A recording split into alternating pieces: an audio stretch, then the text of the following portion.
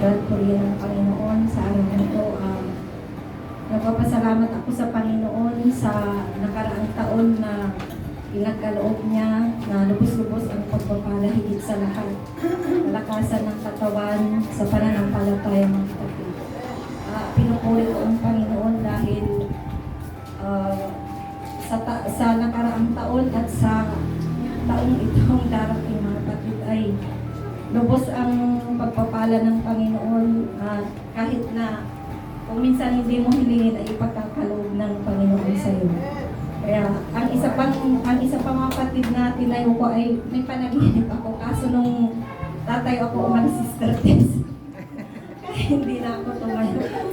Yung panaginip ko mga kapatid, may isang lalaki daw na lumapit sa akin ng long sleeve siya. Tapos sinama daw niya ako doon sa mga nagtalim ng mga halaman.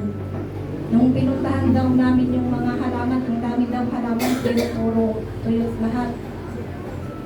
Walang halaman na malambot kasi puro tuyot, kulang sa bibig. Tapos sabi niya sa akin, bibigyan kita ng 3 halaman, sabi niya. Piliin na natin yung pinakamahal, sabi niya sa akin.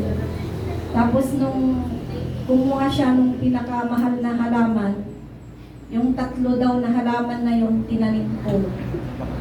Tapos nung umalis ako, pagkaraan daw ng ilang araw, bumalik daw ako, yung halaman na yun, ano daw siya, nabuhay daw. Nabuhay, sabi ko daw. Tapos yung isang halaman daw na binaon ko, tapos nung tinignan ko, yung isang halaman walang, yung nagtataka ako, yung isang halaman parang may naka-shield, yung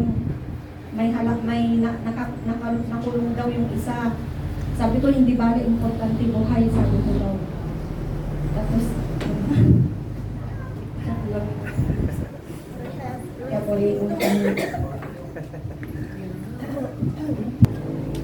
po rin po, Panginoon mga kapatid. Tulad po ng lahat, papasalamat din po ako sa Panginoon sa biyayang kalakasan na patuloy na pinagkakalob niya sa bawat isa sa atin. Ang panaginip ko ni Sister Jerry ay maaaring, kung sa kanya muna ha, maaaring Sister Jerry ay gagamitin sa isang mga dating kapatiran na nanlalamig na.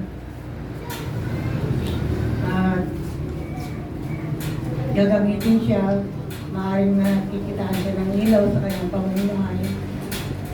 Kaya may mabubuhay kahit na maraming nalalamig.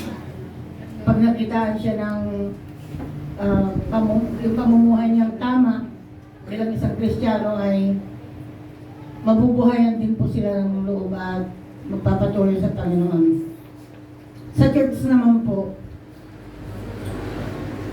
yung marami kasing church tayo na napawalay na gano'n, mga kapatiran. Ngayon, hindi natin alam, maaaring yung iba parang nangihinaan na ng loob o kung anong mga naging problema nila. Ngayon, nung nakikita nila ang GOC siguro, Pastor Fred na nagkakatutulad yung mga dating pinagtatawanan, maaaring mayroon at mayroong manunumbalik sa Panginoon.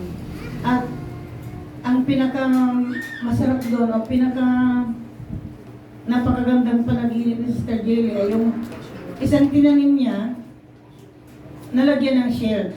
Yun po ang topic ni Pastor, di ba?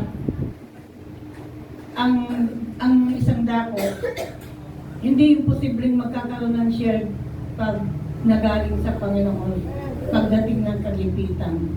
Pinapakita ng Diyos na tama yung mga desisyon natin na sumunod sa panukala na binibigay ng Panginoon.